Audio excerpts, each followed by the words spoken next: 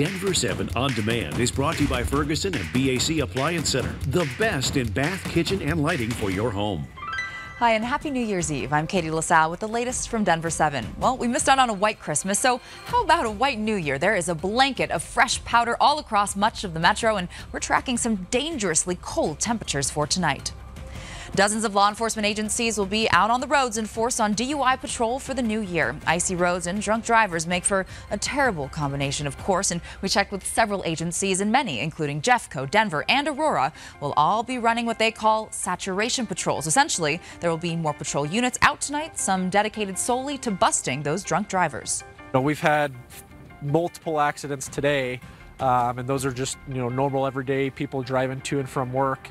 When they're not under the influence. We want people to have a good time, enjoy the new year, celebrate the past year, but at the same time we want them to do it responsibly. And light snow will continue across the metro for the next few hours, but overnight lows will dip down to frigid conditions. We're looking at an overnight low of 1 in Denver, and for our New Year's Day, highs will only be in the upper teens. Clearing skies, though, and a lot milder as we go throughout the middle and end of the week, with highs returning to the 50s for the weekend.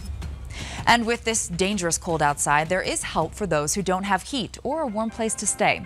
Many Front Range cities have set up emergency shelters, so if you're wondering what services are open in your area, you can call 211. The cold weather won't slow down the city of Denver's annual New Year's Eve fireworks show, though. Denver 7's Jackie Crea gives us a preview. Blue crackling aerial. Fires in the sky, breaks up, and then of course you have blue tentacles that crackles and they make a noise like that. This particular device, before the downtown skyline lights up once again, there's plenty of prep. They fire succinctly, specifically, and concisely the same fireworks throughout the show. Crews with Western Enterprises have planned out the New Year's Eve show at 2 locations, above the Sheraton Hotel and 16th Street Mall, where DJs will line the mall and sync their music with the show. It kind of ebbs and flows as it goes throughout. Then it always builds in a deep crescendo toward the finale. Hosted by the City of Denver and the Sheraton Hotel, it's a one-of-a-kind event with 2 shows for everyone to enjoy. The 9 o'clock show is perfect for families, and the midnight show is perfect for anyone who wants to come down and dance their way into 2019. So it is hot and heavy, loud, furious, but beautiful, spectacular. If you're making last-minute plans and still want to head downtown, make sure you bundle up and head over to thedenverchannel.com. We've got a list of events going on tonight. In downtown, Jackie Crea, Denver 7. Jackie, thank you. And anyone who is spending time outside, please just make sure you stay warm and safe tonight. Well, state parks all across Colorado will waive admission fees tomorrow for the first day, first hikes. But with our snowy weather today, a lot of trails may still be snow-covered, icy, dangerous. So do check with the state parks Facebook page or website before you go. You can find alerts for any trail closures that might affect your hike.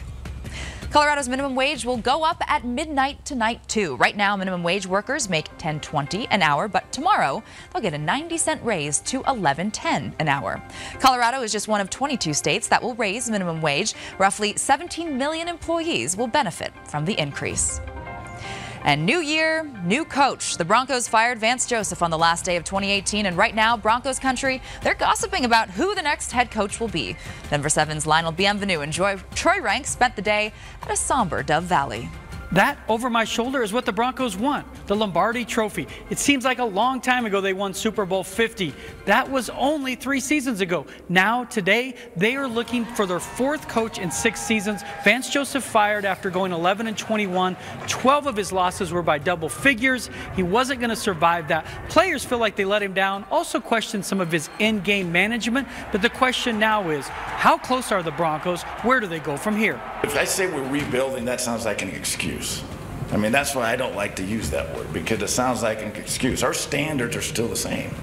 We're still going to come in. We're going to go into this offseason and be the best we can this offseason and try to get better football players and try to get it to where next year we go into training camp and we're ready to compete for a playoff spot. They've requested permission to interview Brian Flores, Mike Munchak, Vic Baggio, guys who are veterans. They also have interest in Mike McCarthy and Chuck Pagano. So now that's their focus. What does John Elway want to see from his next coach? To me, I look for experience. I want the guys that understand the game, they understand X's and O's, but also have the ability to lead men. And that's a big part of it in today's world.